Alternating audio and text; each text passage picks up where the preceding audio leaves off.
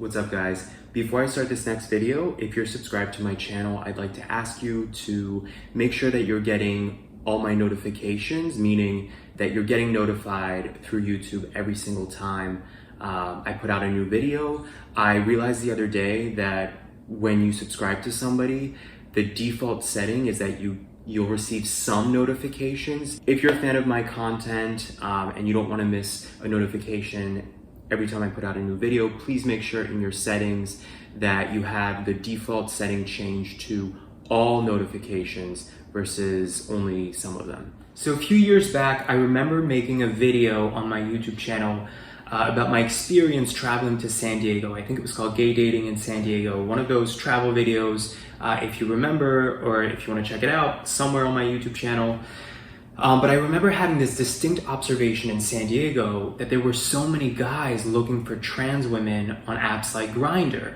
And I remember it kind of shocking me because it seemed like a lot of guys, and I've always thought of apps like grindr as, of course, like a gay man's app, right? It was built to be an app for gay guys to find each other. So I just remember being really surprised by that. And it seems like ever since then, on apps like grindr, I see more and more, really just apps in general that are meant to like date or hook up, even like the Tinders and all those apps.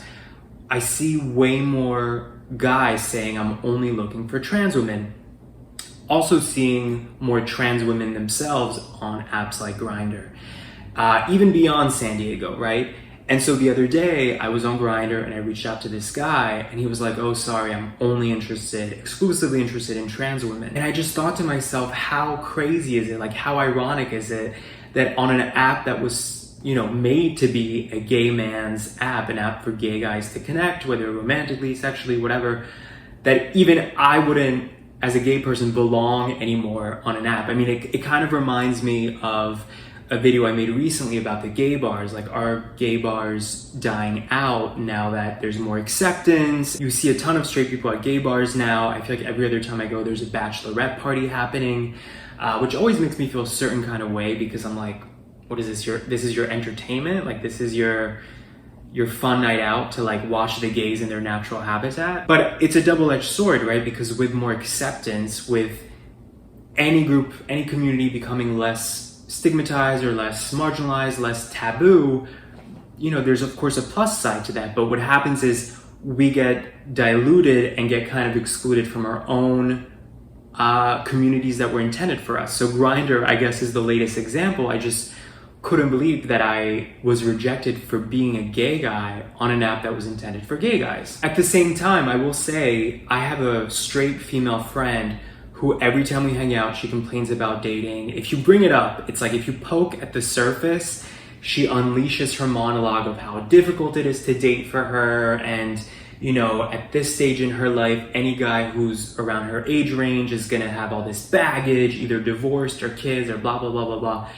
And I saw her a few weeks ago and she was talking about this again, and I was like, all right, here we go. And then she basically said something like, no offense, but it doesn't help that there's so many gay guys everywhere. It's like half the guys in Miami are gay. And it really bothered me because I felt like she was looking for like a scapegoat to blame her lack of success with dating. And in my mind, I'm thinking like, wait a second. How dare you blame the existence of gay men who are always going to be a minority in society, no matter what you think? So it annoyed me that I felt like she was blaming the existence of too many gay men on her lack of ability to date. So keeping that in mind, of course, it makes me think about how I started this video and this conversation around all the guys seeking trans women on these apps and trans women as well being on these apps. Like, I'm aware that they must feel the same way. So because of that, I'm like, listen, trans women, guys seeking trans women, sure, use grindr, use any of these apps. Like, beggars can't be choosers, right? We can't seek our own safe havens and then suddenly like, whoa. Too many trans people and guys seeking trans women for my liking. I feel outnumbered here. Like, obviously I'm aware that that's even more sort of a minority within a minority. So they need a space too to find what they're looking for in privacy, in safety, all of that stuff.